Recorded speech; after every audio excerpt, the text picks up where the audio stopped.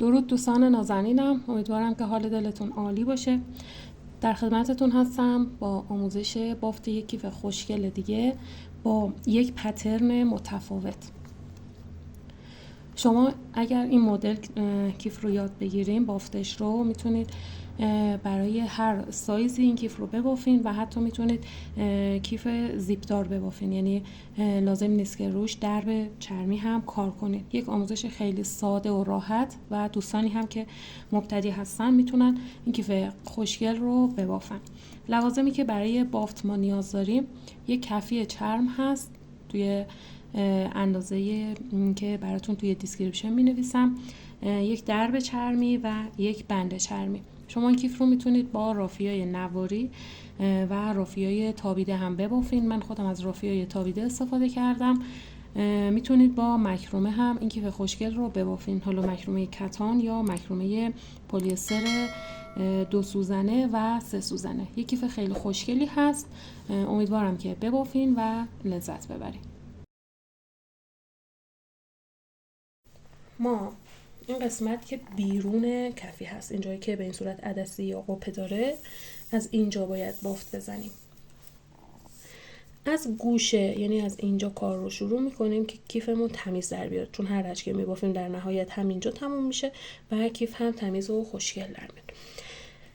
برای این قسمت ناگونید من قلاب رو به این صورت وارد سوراخ کفی میکنم، نخ رو به این حالت جلوی قلابم گیر میدم و این رو میکشونم به سمت بیرون. خب اینجا شروع میکنم یک پایه رو میبافم. این جزء بافت ما حساب نمیشه، چون نخ ما رافیاه میخوام داخل هر سوراخ 2 تا پایه کنار هم ببافیم. خب این جزء بافت ما حساب نمیشه. این به خاطر این بوده که ما نخ رو بیاریم داخل کفی، پس این رو حساب نمی کنیم. یکی دیگه کنارش میبافیم. خب رج که تکمیل شد، دوباره رسیدیم به اینجا، یه دونه دیگه میبافیم که این هم 2 تا پایه حساب بشه، 2 تا پایه کنار هم. میایم روی سوراخ بعدی، 2 تا پایه کوتاه به این حالت کنار هم میبافیم، 1 و 2. دوباره روی سوراخ بعدی به این حالت 1 و 2. حالا توضیحاتش رو در مورد نخ‌ها بهتون بدم که اگر با تک سوزنی میبافین، چون نخ ظریف داره، داخل هر سوراخ 3 تا پایه میبافین. 2 سوزنه وقتی که میبافین، نگاه کنید از همینجا شما کار رو شروع میکنین، هر 7 پایه 3 تا پایه جفت میزنید، یعنی همین بافت رو دارین 2 تا 2 تاه، 7 تا پایه 7 سوراخ رو که بافتین، خونه هشتم یا سوراخ هشتم رو 3 تایی ببافید که کار جمع نشه.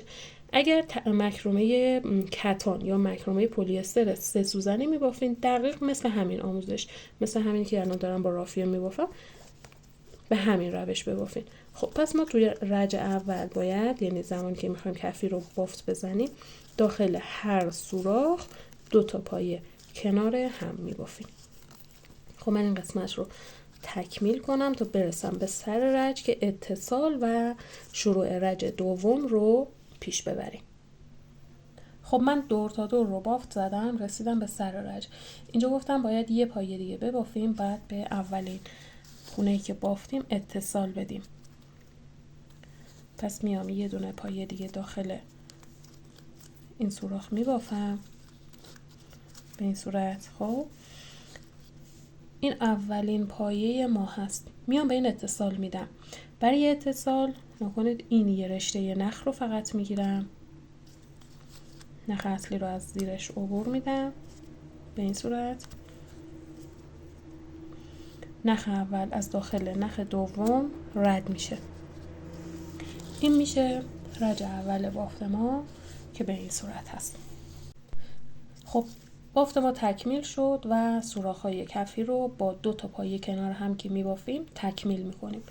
حالا برای بافت مدل، ببینید اینجا ما اومدیم اولین پایه اتصال دادیم، از اینجا بافت رو شروع میکنیم. اینجا اولین پایه ما هست. خب به جای اینکه قلاب رو زیر 2 رشته نخ ببریم، این نخی که به سمت داخل کفی متمایل هست، این رو میگیریم و میبافیم. این پایه رو 2 تا پایه کوتاه کنار هم میزنیم. 1 و 2. حالا پایه بعدی رو رها میکنیم. این پایه رو روش بافت نمیزنیم، میایم دوباره روی خونه بعدی. 2 تا پایه کوتاه کنار هم. 1 و 2. دقت کنید این خونه رها میشه، میایم روی خونه بعدی. قلاب رو به جای اینکه زیر این 2 تا گندمی ها ببریم، وسط 2 تا گندمی میبریم و این گندمی که به سمت داخل کفی متمایل هست اون رو میبافیم. 2 تا پایه کنار هم. چون ما 2 تا پایه کنار هم داریم میبافیم، به جاش هم یه خونه رو داریم رها میکنیم که بافت ما یک اندازه و متوازن در بیاد. خب پس 2 تا پایه رو که بافتیم، یک خونه رها میکنه، خونه بعدی رو دوباره میایم روی خونه بعدی. اینجا 2 تا پایه کوتاه کنار هم میبافیم. 1 و 2. یه خونه رها، دوباره روی خونه بعدی. 2 تا پایه کوتاه کنار هم. 1 و 2. پس نکته‌ای که توی این بافت ما داریم توی رج اول اینه که به جای اینکه قلاب رو زیر 2 تا گندمی ببریم، وسط گندمی رو میبریم، این یه رشته نخ رو میگیریم و میبافیم. 2 تا پایه کنار هم میبافیم، یه خونه رها میکنیم. 2 تا کنار هم، یه خونه رها. رج اول رو ما به این صورت تکمیل میکنیم. خب من رج اول رو به این صورت تکمیل کردم. ببینید به انتهای رج که رسیدم، الان اینجا 2 تا پایه جفتم رو که بافتم، یه دونه پایه از اینجا الان اضافه دارم. این رو نمی بافم، چون اگر بخوام ببافم نکنید میشه 1 2 3 تا پایه جفت کنار هم که باعث میشه کارم گشاد میشه. پس این یه دونه رو رها میکنم. این اولین پایه جفت ما هست. میبینید این اولین پایه جفت ما هست. از این پایه های جفت اگر دقت کنید 1 2 3 4 تا رشته نخ ما اینجا داریم میبینیم. این پایه جفت اول ما هست، این پایه جفت دوم. کاری به اولی نداریم. خب میریم سراغ دومی. وسطش یعنی این 2 تا گندمی، از اینجا دوباره 2 تا پایه کوتاه کنار هم میبافیم یا یه پایه جفت. این 1، این پایه دومه. ببینید اینجا این پایه جفت دوم من هست. خب کاری به اولی ندارم، میرم سراغ دومی. وسط این 2 تا بافتی که شبیه 7 هست. خب وسطش اینجا دوباره یک پایه جفت میبافم. 1 و 2. این پایه بعدیمه، اصلا مشخصه دیگه. ما 2 تا پایه جفت داریم. خب توی رج اول یه خونه رها می‌کردیم، یه خونه پایه جفت می‌بافتیم. اینجا توی این رج و رج‌های بعدی پایه های جفتی که کنار هم داریم، اولی رو کاری بهش نداریم، یعنی مثل همون رج اولی هستش که خونه رو رها می‌کردیم، پایه رو رها می‌کردیم. میایم سراغ پایه دوم، یعنی این نگاه کنید 2 تا پایه جفت داریم ما. 1 2. این پایه جفت دوم ما هست. وسط این بافت، این حالت هفتی که داره دقیق اینجا دوباره یه دونه پایه جفت میبافیم. 1 و 2.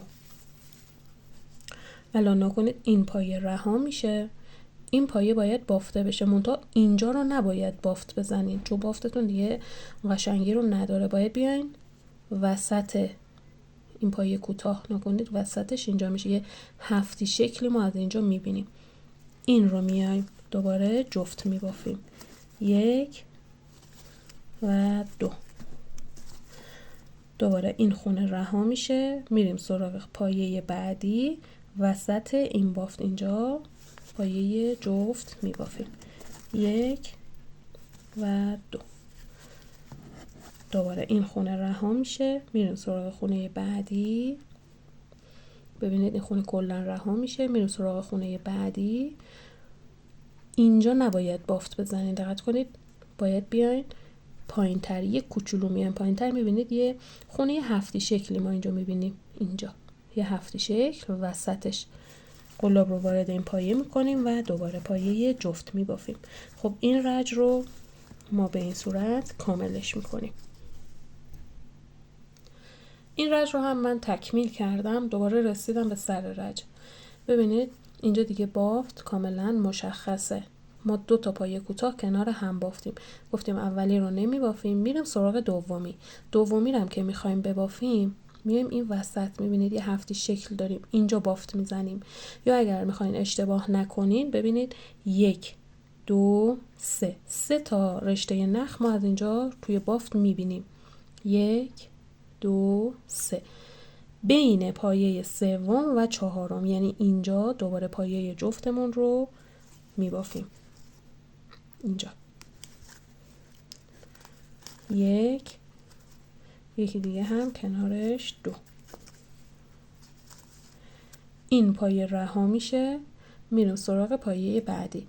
ببینید 1 2 3 4 بین پایه سوم و چهارم، بینش یعنی وسط. اینجا دوباره پایه جفتمون رو تکرار میکنیم.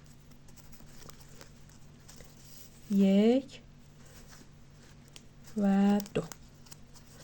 این خونه رها میشه، میریم سراغ پایه بعدی، وسط اینجا رو بافت میزنیم. یه پایه جفت. 1 و 2. کل بافت بدنه این کیف به این صورته. شما چند رج که ببافین مدل خیلی خوشگل‌تر میشه، بیشتر خودش رو نشون میده. و از اینجا چون ما یه خونه رها میکنیم میایم روی پایه بعدی جفت میبافیم، این رشته های نخ خب به این حالت کج روی هم قرار میگیره و کارمون رو خیلی قشنگتر میکنه. این رج که تکمیل شد دوباره رسیدیم به سر رج، مشخصه. ببینید به سر رج که رسیدین این خونه رها میشه، میان اینجا جفت میبافین. این خونه رها میشه، میان اینجا رو نباید بافت بزنید. چند بار تاکید کردم. یک کوچولو میایم پایینتر، یه خونه هفتی شکل میبینید اینجا. از اینجا قلاب رو وارد بافت میکنین و پایه های جفت رو میبافین. دوباره این خونه رها میشه، میایم اینجا، این وسط پایه جفت میبافین. یه روش دیگه هم بهتون گفتم. ببینید گفتم ما زمانی که پایه جفت میبافیم 4 تا نخ داریم از اینجا. خب 1 2 3 4 بین خونه سوم و چهارم، البته اینجا میشه 1 2 3 4 بین خونه سوم و چهارم یعنی این وسط پایه جفتمون رو میبافیم. حالا این روش، این مدل رو تا اندازه‌ای که دوست داریم بلندای کیفتون بشه ادامه بدین و ببافین. خب عزیزان ببینید من مدل بدنه کیف رو بافتم تا اندازه‌ای که مورد نظرم بود. پترنش هم به این صورته و یک بافت خیلی خوشگل و قشنگی بهتون میده. بلندای کیف کاملا سلیقه‌ای هست. من این رو به اندازه 18 سانت بافتم. ما 1 رج یا 2 رج دیگه پای کوتاه باید ببافیم، یعنی این مدل رو نباید ببافیم، باید پای کوتاه ببافیم، بعد قسمت درب چرمی رو وصل کنیم. چون این یک بافت خیلی سفت و منسجمی هست، اون 2 رج پای کوتاه رو که بافتیم حتما باید کار رو اتو بزنیم. زمانی هم که کار رو اتو میزنیم بافت یک حالت لخت تری به خودش میگیره و به بلندای بافت ما هم اضافه میشه. یعنی در نهایت ما یک بافت با بلندای 21 یا 22 سانت میتونیم داشته باشیم. خب برای پای کوتاه ببینید اینجا آخرین خونه ای هستش که من مدل رو بافتم. یعنی از قسمت کفی که شروع کنین از اینجا امتدادش رو بگیرین، آخرین خونه من الان اینجا هست. حالا میخوام بافت پای کوتاه ببافم. ببینید برای بافت پای کوتاه این اولین پایه من هست. اینجا مستقیم میام از روی همین پایه قلابم رو زیر این 2 تا گندمی میبرم و بافت پایه کوتاه رو از اینجا شروع میکنم. روی هر پایه یه دونه بافت پایه کوتاه میبافم به این صورت. الان این پایه قلاب میره زیرش و بافت پایه کوتاه رو میبافم. پایه بعدی اینجا پایه کوتاه هم رو میبافم. این رج که تکمیل شد به سر رج که رسیدین، ببینید اولین پایه کوتاه ما اینجا هست. خب رج که تکمیل شد به سر رج که رسیدین دوباره قلاب رو زیر این 2 تا گندمی میبرین و بافت پایه کوتاه رو از همینجا شروع میکنین. یعنی احتیاج به زدن پایه بست ما نداریم. 2 رج پایه کوتاه به این صورت ما میبافیم. خب من 2 رج پایه کوتاه رو بافتم. به این قسمت از بافت که رسیدین اینجا نختون رو قیچی میکنین نخ رو از داخل بافت به این صورت آزاد کنین. ببینید اینجا آخرین پایه ما هست. میایم یه خونه جلوتر از سمت داخل کیف به این صورت قلاب رو وارد بافت میکنیم. این نخ رو میکشونیم به سمت داخل بافت و از این قسمت ها لابلای یکی دو تا از این خونه ها میبریم که بافتمون سفت بشه، باز نشه به این صورت. بعد سر نخ رو میچرخونیم، این باز میشه چون رافی های تابیده هست. به این صورت این دوتا نخ باز میشه و اینجا رو گره میزنیم به این صورت. حالا اضافه نخ رو قیچی میکنیم.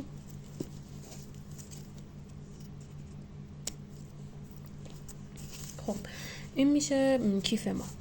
گفتم چون یک بافت سفت و منسجمی داره بهتره که ما کار رو اتو بزنیم، بعد قسمت درب چرمی رو بس کنیم. برای اتو زدن از سمت داخل دقت کنید، اتو رو روی درجه متوسط قرار میدین، مستقیم میذارین روی بافت.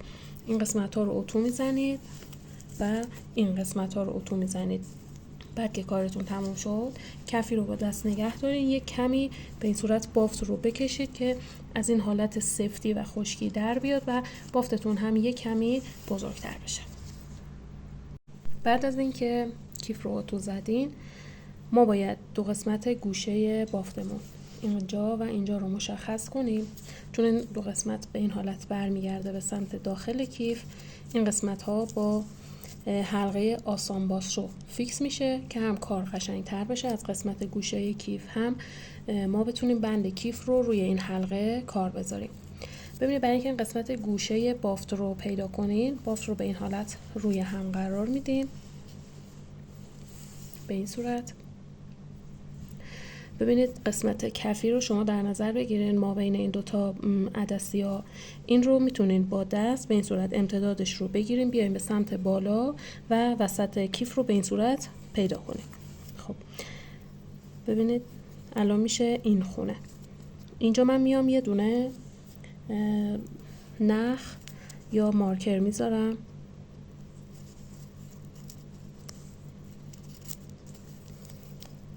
طرف دیگر رو هم به همین صورت مشخص میکنم. ببینید امتداد بافت رو به این صورت با دست میگیرم، این خونه میشه. این پیدا کردنش مهمه که گوشه کارتون تمیز در بیاد. این رو با دقت مشخص کنید به این صورت. خب ببینید اینا حلقه های آسان بازشو هست که هم کار رو قشنگ میکنه، هم گوشه بافت رو به سمت داخل کیف میکشونه. حالا ما میایم نکنید این قسمت وسط کیف ما هست، ببینید وسط کیف هست دقیق. خب حالا میایم این قسمت رو نکنید با دست فشار میدیم به سمت داخل کیف به این صورت. طرف دیگر رو هم میاریم روی این قسمت. حالا میتونید بیشتر هم این کار رو انجام بدین، نکنید به این صورت.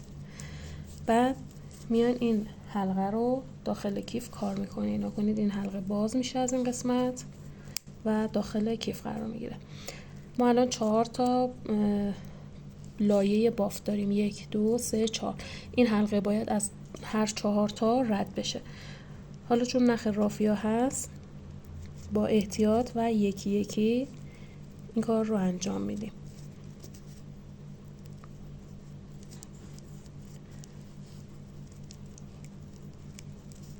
خب من 2 تا لایه اول رو گرفتم و این هم 2 تا لایه دوم به این صورت. بعد این حلقه رو به چرخونه نکنید، خیلی راحت روی بافت قرار میگیره. این قسمت گوشه بافت نکنید یک کوچولو به سمت داخل کیف متمایل میشه و کیف هم قشنگ تر میشه. طرف دیگه هم به همین صورت به سمت داخل برمیگردونین به این صورت و اون حلقه رو روی کیف کار میذارینش. خب بعد از اینکه حلقه ها رو روی کیف کار گذاشتین، برای وصل کردن درب چرمی، ببینید درب چرم بین این 2 تا حلقه قرار میگیره از سمت پشت به این صورت.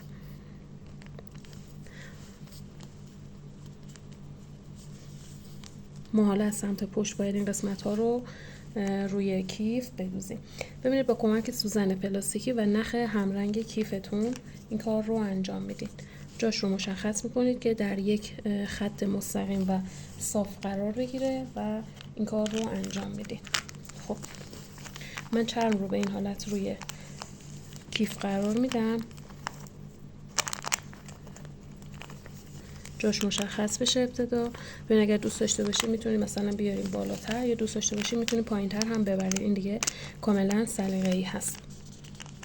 من میخوام طوری بذارم که به این حالت قرار بگیره روی کیفم. خب الان نکنید اولین خونه‌ای که باید دوخت بزنم از اینجا هست. خب میام سوزنم رو وارد بافت میکنم از سمت داخل کیف. ببینید الان من باید سوزنم رو از اینجا در بیارم. از داخل این خونه باید سوزنم رو در بیارم. خب بعد از اینکه سوزن رو از سمت داخل کیف وارد اول سوراخ درب چرمی کردین، حالا باید سوزن رو برگردونید به این طرف. متاسفانه حالا سوزن من شکست، من دارم از این سوزن های فلزی استفاده میکنم. ببینید به این صورت. دوباره حالا میام از داخل کیف روی سوراخ دوم. ببینید در رو نگه دارین که خیلی تکون نخوره، جابجا نشه.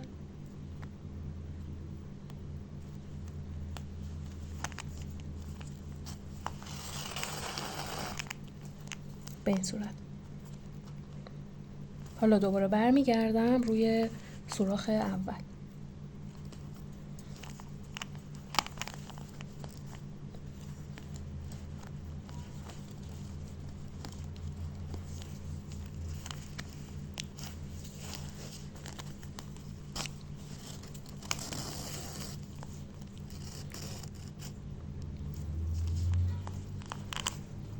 خب حالا میام از روی سوراخ سوم از سمت داخل کیف سوزن رو میارم داخل سوراخ و دوباره برمیگردم روی سوراخ دوم.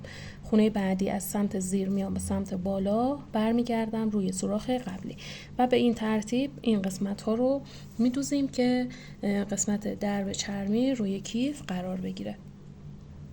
خب به قسمت انتها که رسیدین، ببینید سوزن رو از سمت بیرون قسمت چرم به این صورت وارد کنید. حالا برگردین روی آخرین سوراخ که این قسمت گوشه کاملا فیکس بشه و دیگه تکون نخوره. حالا از سمت داخل ببینید این سوزن رو از این قسمت ها وارد بافت میکنید که این سفت بشه به این صورت.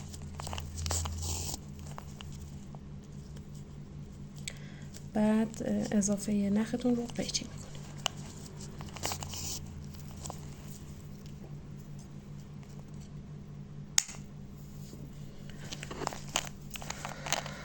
خب حالا برای اینکه این قسمت قفل رو روی بافت کار بذاریم، ببینید این قسمت قفل از سمت پشت 2 تا پایه داره.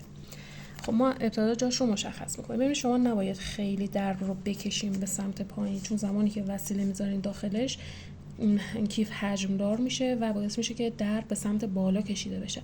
پس بهتره که از همین ابتدا یک کوچولو آزادتر بذارین. نکنید ببینید از این قسمت ها آزادتر هست الان. بعد قفل رو روی بافت فیکس میکنید. الان نکنید جای قفل من اینجا هست. خب از سمت بیرون نکنید این پایه ها رو به این صورت وارد بافت میکنم به این صورت. بعد برای اینکه این پایه ها کاملا سفت بشه و تکون نخوره از سمت داخل باید بست ما کار کنیم روی این قسمت ها. ببینید به اینا میگم بست که باعث میشه که قفل سفت بشه. به این صورت وارد پایه های قفل میکنیم. حالا پایه ها رو بهتره که به سمت مخالف بچرخونیم که این سفت تر بشه.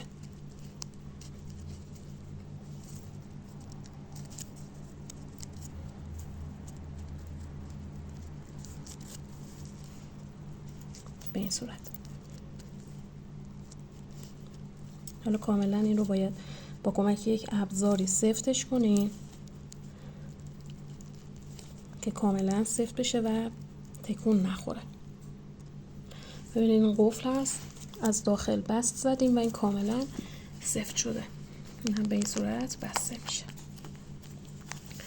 خب حالا برای کار گذاشتن بند، این قسمت هایی که بند مد برداره به این صورت وارد حلقه آسان بازشو میشه و از دو طرف به این صورت روی کیف قرار میگیره. این بندم که سگک تنظیم داره، شما میتونید این رو کوتاه‌تر یا بلندترش بکنید. خب این هم از آموزش این کیف خوشگلمون.